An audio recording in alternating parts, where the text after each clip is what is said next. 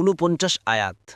আলাম তারা ইলাল্লাযীনা ইউযাক্কুনা আনফুসাহুম বালিল্লাহু ইউযাক্কি মান ইয়াশা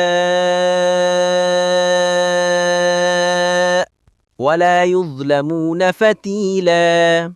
অনুবাদ: আপনি কি তাদেরকে দেখেননি যারা নিজেদেরকে পবিত্র মনে করে? বরং আল্লাহ যাকে ইচ্ছে পবিত্র করেন, আর তাদের উপর সুতা পরিমাণও জুলুম করা হবে না। তাফসির ১ নং ফুটনোটের বিবরণ।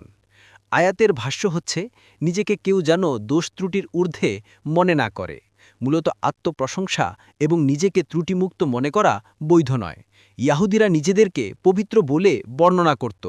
তারই পরিপ্রেক্ষিতে আল্লাহ তাআলা এই আয়াতে তাদের নিন্দা করে বলেছেন, তাদের দিকে একটু লক্ষ্য করে দেখুন, যারা নিজেরাই নিজেদের পবিত্রতা বর্ণনা করে।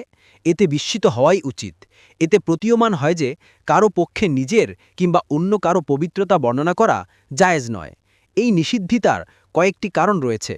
অধিকাংশ ক্ষেত্রে আত্মপ্রশংসার কারণ হয়ে থাকে অহমিকা বা আত্মগর্ভ। রাসূলুল্লাহ সাল্লাল্লাহু আলাইহি ওয়াসাল্লাম বলেছেন, তোমরা পরস্পর প্রশংসা করা থেকে বেঁচে থাকো, কেননা তা হচ্ছে জবাই করা। ইবনে মাজাহ ৩৭৪৩। কাতাদা বলেন, এখানে ইয়াহুদীদের উদ্দেশ্য নেওয়া হয়েছে। তারা নিজেদের প্রশংসায় কোনো প্রকার কসুর করত না। তারা নিজেদেরকে আল্লাহর সন্তান-সন্ততি ও তার প্রিয়পাত্র বলে দাবি করত। তাবারি। দ্বিতীয়ত, শেষ পরিণতি সম্পর্কে শুধুমাত্র আল্লাহ তাআলাই অবগত যে তা পবিত্রতা কিংবা পরহেজগারির মধ্যেই হবে কিনা। কাজেই নিজে নিজেকে পবিত্র বলে আখ্যায়িত করা তাকওয়ার পরিপন্থী।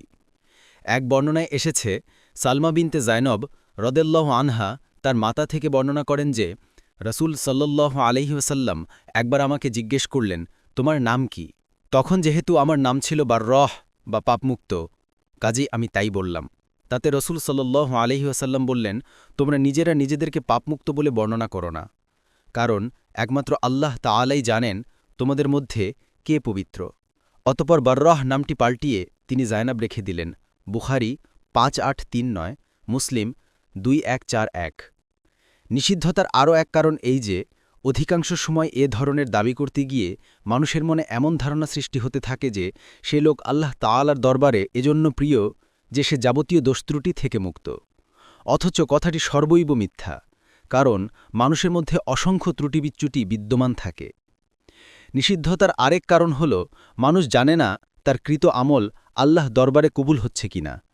কেননা আয়েশা রাদিয়াল্লাহু আনহা বলেন, যখন ওয়াল্লাযীনা ইউতুনা মা আতাউ ওয়া কুলুবুহুম ওয়াজিলাতুন আন্নাহুম ইলা রাব্বিহিম রাজিউন, আর যারা তাদেরকে যা দেয়া হয়েছে তা দেয় এমতাবস্থায় যে তাদের অন্তর ভীত সন্ত্রস্ত এজন্যে যে তারা তাদের রব এর কাছে প্রত্যাবর্তন করবে।